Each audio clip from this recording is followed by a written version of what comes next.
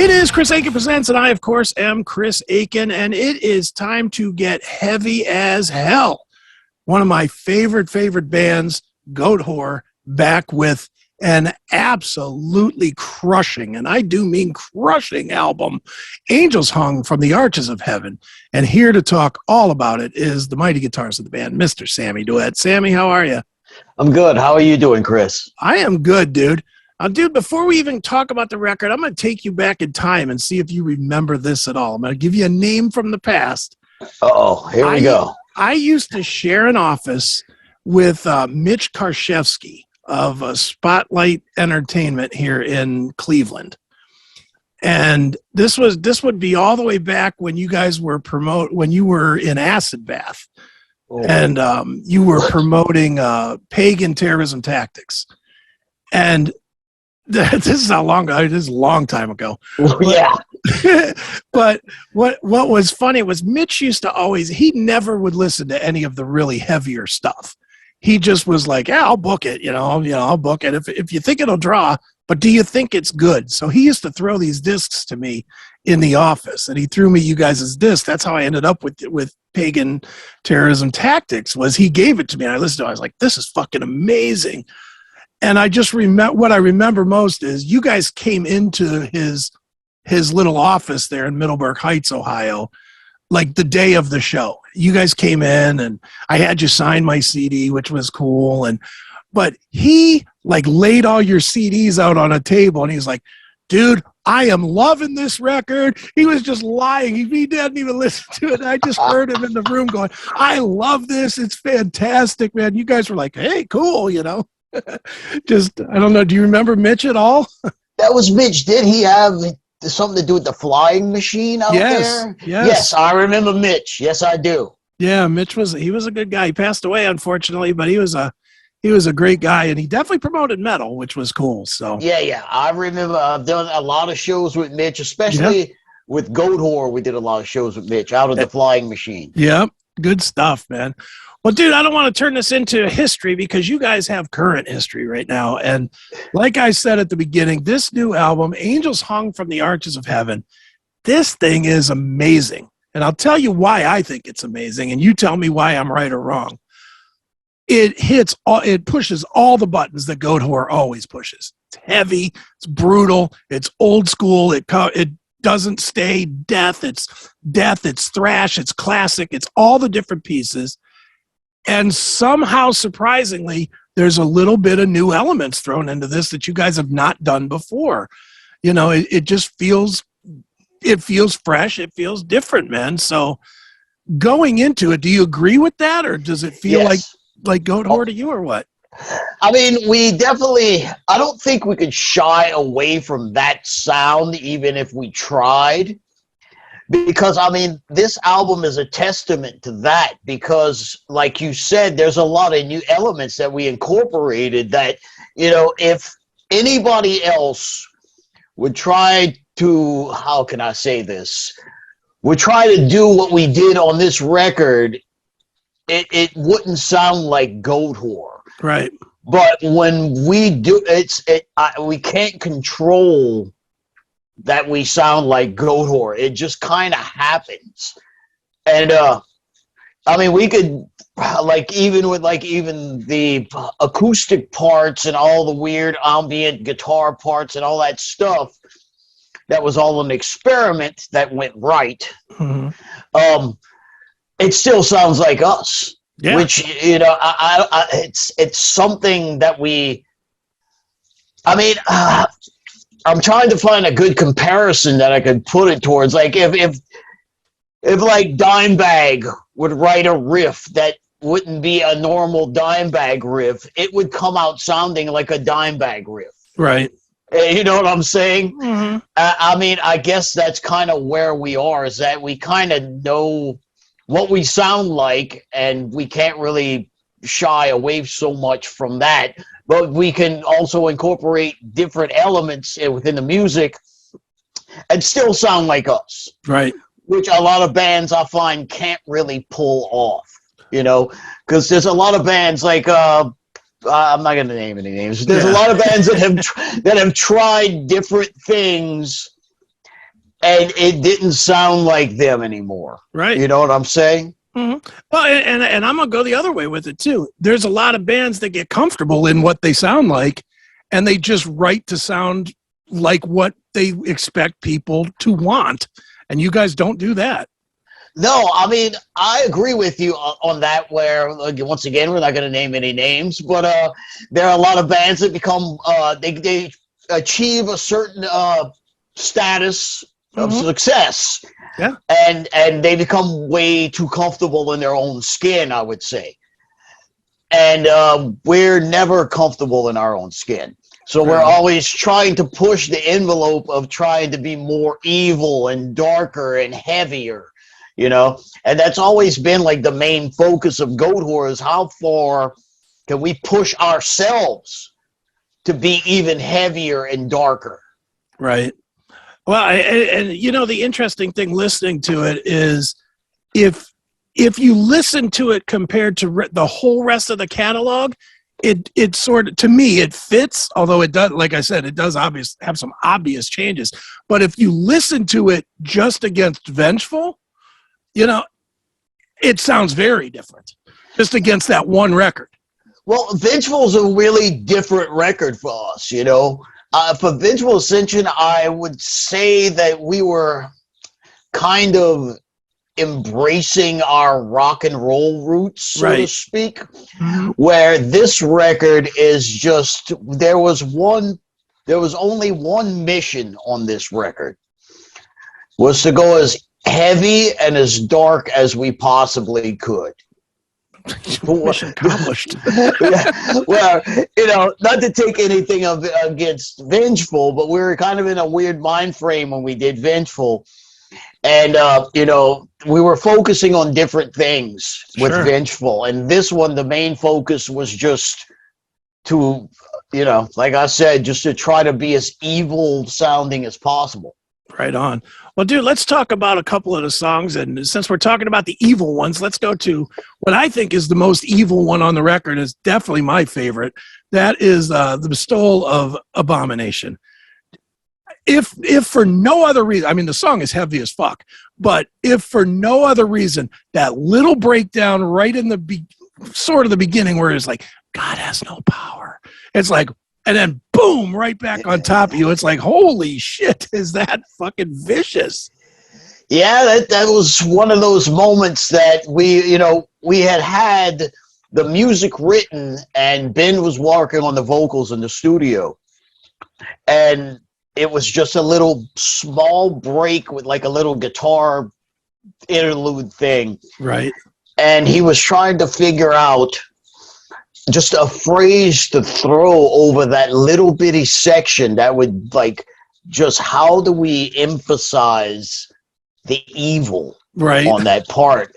And then he just kind of, he was like, I got this. And then he said it just, God has no power.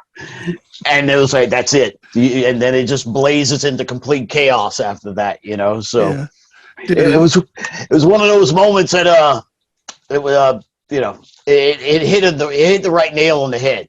It really did. And, you know, even if you would have went just with silence, like a quiet spot, it would have been cool. But that little evil spot right there just really hammers it home. And it's I mean, the whole song is good. I don't want to make it sound like it's just that one spot, but But man, the first time I heard it, I was just kind of, you know how it goes, dude. You're listening to stuff kind of casually. You know, as a journalist guy, I get 400 records a week. So, you know, they're on in the background. And I just sort of had it on. I'm doing other stuff. And all of a sudden, it's like, God has no power. I was like, whoa, stop what you're doing and figure out what you're listening to immediately. Awesome. Very good stuff, man. Well, dude, the other one I wanted to talk about, and this one definitely feels like old school Goatwhore to me, and just old school in general, is Death from Above. Yeah. Very classic sounding, very, you know, straight up heavy thrash or light death. I don't know what you'd call it exactly, but just cool, man. I would call it our attempt of trying to be a punk rock band. Okay. Yeah, that one came out good. You know, when I was writing the music for that one, I wasn't really, how can I say it? I thought it would have possibly been like just kind of like a B-side song or something. Okay. And then when we started rehearsing it as a band, it just kind of grew into what it is now. For sure. And then Ben had the vocals and the lyrics to the song, the idea of the you know, the female bombers that come in the night, and they call them the night witches, and right. They would come in and cut their engines and bomb the villages and late at night, and it would just, you know, it was just a chaos when they would come in and attack these villages, and they were all female aviators, and they would call them the night witches or the Noctexan. So he had that idea from like, I think on Constricting Rage of the Merciless, he was trying to work those lyrics into a song, but it never really panned out. And then finally, he's like, this is a song that's going to work perfectly. Right on, man. Well, it definitely works. There's no question on that. Well, Sammy, you know, the pandemic, miserable for everybody. I'm assuming for you guys, same as all the rest of us. It sucked. Oh, yeah. But as a creator of this kind of music, was it better or worse? Maybe, I mean, obviously it's terrible, but was it better or worse for the vibe of creating this kind of angry, heavy music? It was definitely better. Okay. Because, I mean, if you listen to the album really, if you soak it in, there's like a sense of depression and isolation in this record, you know, that I think really came through on a lot of the songs. Right. You know, and you know, you knew you were locked up. You know, basically you couldn't do anything. Yeah. And it was almost like being in jail or just being stranded, like on a desert island alone. You know, there's a lot of, you know, there was a lot of people that didn't make it out of the pandemic. A lot of my friends in particular that didn't make it out of the pandemic, not because they got sick. It's just because of the depression got the better of them, and they ended up taking their own lives, which is a shame, but let's not get into that. But yes, the pandemic definitely, you know, affected me mentally. Yeah, the energy, there was no energy. It was more like it sucked the energy out of me. Right on. But yeah, the pandemic sucked, basically, you know. I mean, nobody, you know, especially being a musician, and being a musician that loves to travel and loves to play live shows, you know, I think that was the biggest blow over the whole pandemic, you know, because we didn't know what was going to happen next. Nobody knew what was going to happen next. Nobody knew if we were ever going to play a live show again, if anybody was going to ever experience live music again, you know? Mm-hmm. And it was a scary time, you know? Oh, it definitely was, man. Well, dude, since we're talking about scaring, let's try and scare the people a little bit with one of the videos that you've released. Let's give them a little taste of Born of Satan's Flesh. What can you tell me about this song in the video? I could tell you the song was loosely based off of an old horror movie called Blood on Satan's Claw. Okay. So all you horror movie fans out there, I'm sure a lot of you are familiar with this movie. If you're not, go give it a watch. It's old. I believe in the 60s or 70s, but Okay. it definitely the vibe of the song definitely fits the vibe of the movie. Let's put it that way. All right. Well, let's check it out right now. It is Born of Satan's Flesh. It is Goatwhore, and we will be back with Sammy Duet right here on Chris Akin Presents.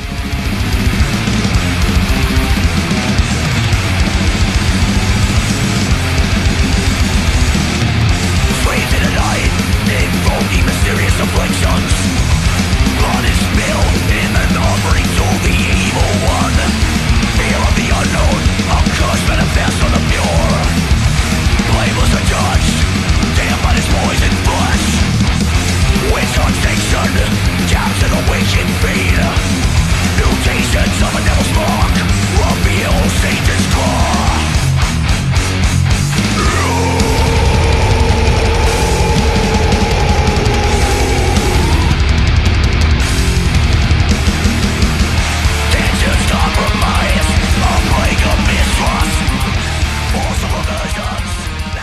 It is Chris Akin Presents, and I, of course, am Chris Akin, chatting with Goatwhore's main guitarist, main guy, I'll say.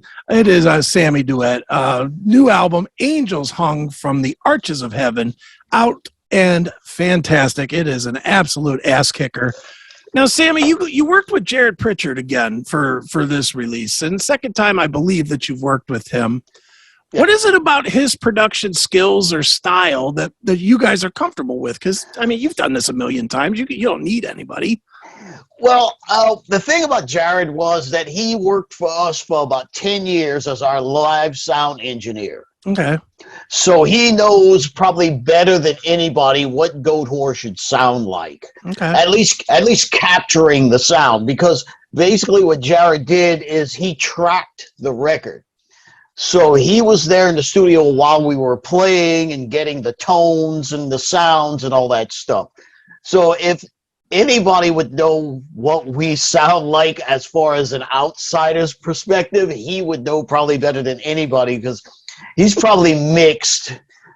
I couldn't even name. I would guess he mixed at least 1,000 Goatwhore shows. Oh, nice. At least. So he would know what we sound like. But he did a fantastic job, and Kirk Ballou mixed the record, and he knocked it completely out of the park. Yeah, that I was reading that you said that he also was he really had his finger in there with some of the arrangements. Was that seemed odd to me that you had an outsider helping you arrange tracks? Well, it was very small ideas that made big differences. You know what I'm saying? Mm-hmm. I forget how to give up. I'm trying to think of an example that I would give, but anyway, you know, because when we got in touch with him to mix the record, he agreed to it, and he wanted to hear the demo tracks that we had beforehand, just to know that what he was going into. Sure. So I sent him all the demo tracks that I had of like just the structures of the songs, and then he was like, "Do you mind if I kind of give you some ideas on some of the songs that I think can be improved or try something different?" Which is always, you know, when someone's painting a picture, okay, or drawing a picture, mm-hmm. sometimes if there's an outsider's perspective that looks at the picture, they might see something completely different from what the artist was actually trying to achieve with the picture. Sure. You know, maybe add some red here, maybe take out some of the white here. Right. You know what I'm saying? So basically that's how Kurt approached it. You know, it wasn't like these massive changes, you know. It was just like, why don't you just play the riff like a key higher just for the first 2 times and drop it down into the lower key for the rest of it. You know, it's just small little things that I really wouldn't think of that an outsider would see rather than I would, you know? So it's almost adding the subtleties that you're too close to hear. Exactly. Yes. Okay. Definitely worked because it's so good. And I do want to tell you, sonically, best Goatwhore record of all of them.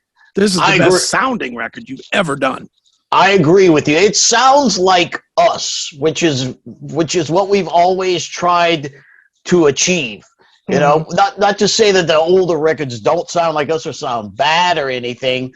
It's just I always found they were a little too perfect.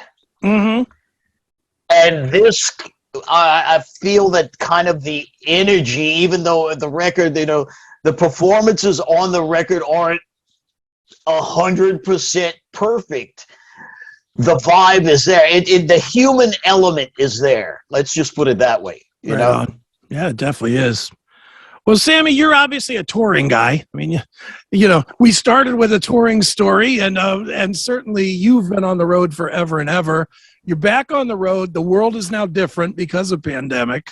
You know, and just because people don't seem to, at least to me, I've been to a couple shows, and it seems like the pandemic has gotten people out of the habit of going. You know, it just seems like it doesn't seem like people are afraid. It just seems like people aren't going as much. So what are you seeing out there? And, you know, are you encouraged about the ability to get back out there? I mean, we just did a bunch of touring right before the album came out. Sure.